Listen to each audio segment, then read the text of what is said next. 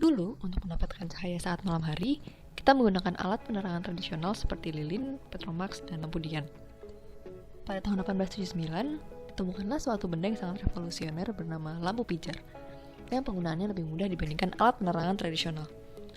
Lampu yang sederhana ini dengan seiring berjalannya waktu terus dikembangkan, dibuat dan didistribusikan, sehingga kita semua memiliki cahaya artifisial ini.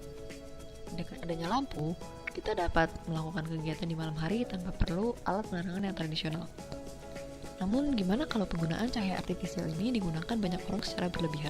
Video ini dibuat sebagai tugas pengetahuan lingkungan K18 yang membahas mengenai permasalahan modal alam di sekitar tempat tinggal.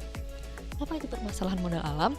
Permasalahan modal alam adalah dampak negatif dari kegiatan manusia yang menyebabkan rusaknya modal alam dan berkurangnya daya dukung alam terhadap kehidupan manusia. Saya sebagai mahasiswa K18 yang tinggal di Jakarta akan membahas mengenai langit Jakarta. At Soekarno-Hatta International Airport in Tangerang, Banten. Welcome to Jakarta. Gimana sih cahaya Indonesia saat malam?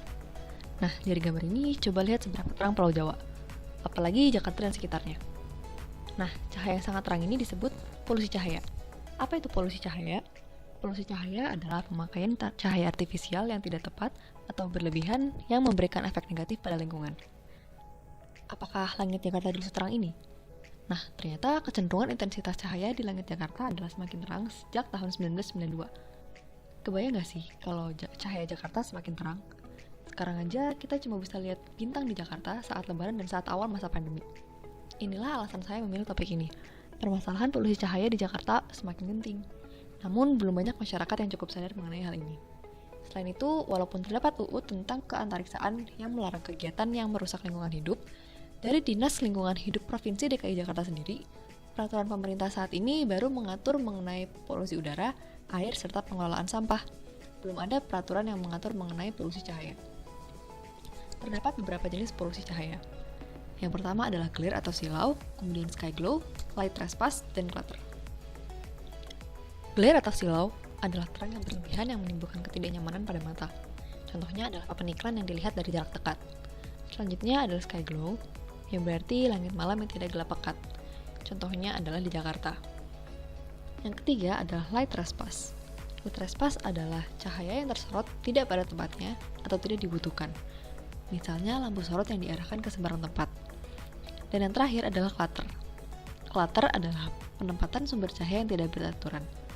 Misalnya di Jakarta, banyak papan iklan yang menyilaukan, lampu jalan, lampu sorot ke segala arah, dan lampu-lampu lain yang tidak beraturan. Kenapa hal ini bisa terjadi? Penyebabnya adalah karena penggunaan cahaya yang tidak sesuai dan berlebihan melampaui kebutuhan. Bisa dilihat dengan adanya cahaya-cahaya di papan iklan, pabrik, stadion, lampu jalan, bangunan bertingkat, dan lain-lain. Penempatan papan iklan dan lampu jalan tersebut juga masih kurang tepat. Misalnya terlalu terang sehingga menyilaukan mata. Emang apa aja sih dampak dari polusi cahaya? Dampak yang paling obvious adalah mengakibatkan sulitnya pengamatan bintang oleh para astronom, sehingga mereka harus pindah ke tempat lain yang cahaya langit malamnya lebih gelap untuk mengamati bintang. Selain itu, pengaruhnya bagi manusia adalah sulitnya tubuh kita untuk membedakan siang dan malam yang bertujuan untuk memproduksi hormon tertentu seperti melatonin, supaya dapat menjaga jam istirahat tubuh untuk mempertahankan fungsi sel dan otak. Sulitnya membedakan siang dan malam ini dapat menyebabkan insomnia atau masalah kesulitan untuk tidur. Cahaya yang berlebihan juga dapat menurunkan kemampuan mata karena silau yang berlebihan, dan menyebabkan kepekaan mata terhadap kontras dan persepsi warna menjadi berkurang. Dampak dari polusi cahaya ternyata tidak hanya berpengaruh ke manusia, tapi juga ke hewan. Malam hari seharusnya dimanfaatkan oleh hewan-hewan nokturnal untuk beraktivitas. Namun, terangnya cahaya perkotaan menyebabkan perubahan perilaku pada hewan-hewan ini, yaitu pada aktivitas seperti berkembang biak, imigrasi, pola tidur, serta mencari makan. Akibatnya, populasi hewan-hewan ini akan semakin menurun. Contohnya adalah serangga yang berkumpul di dekat lampu pada malam hari, burung yang bermigrasi tanpa arah dan tidak pernah sampai di tempat tujuan yang diakibatkan pola cahaya bulan dan bintang yang berubah. Apa aja sih yang bisa kita lakukan untuk meminimalisasi polusi cahaya? Yang pertama adalah menggunakan sumber cahaya artifisial sesuai dengan kebutuhan, dengan mematikan cahaya lampu taman dan halaman ketika sudah tidak digunakan, dan juga mengatur penggunaan lampu pada papan iklan untuk dapat dimatikan saat tengah malam. Selanjutnya adalah menggunakan tudung lampu yang akan mengarahkan cahaya ke arah yang tepat dan tidak mengarah ke langit. Hal ini dilakukan untuk memperkecil intensitas cahaya yang terhambur ke arah langit karena dapat mengakibatkan terjadinya light trespass. Yang ketiga adalah menanam pohon. Dengan menanam pohon di sekitar sumber cahaya artifisial, cahaya ke langit dapat terblokir atau terhalangi dengan adanya pohon-pohon tersebut.